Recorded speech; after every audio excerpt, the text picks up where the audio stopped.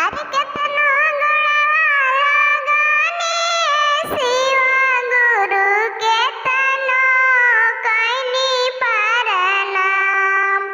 केतनो गुणवाला गाने शिवा गुरु केतनो कइनी परनाम। अरे तबो नहीं मिलुए गुरुजी देहिया के आराम। अरे तबो नहीं मिलुए गुरुजी देहिया के आराम। एक दिन गइनी गुरुजी चारा चमे तोहार।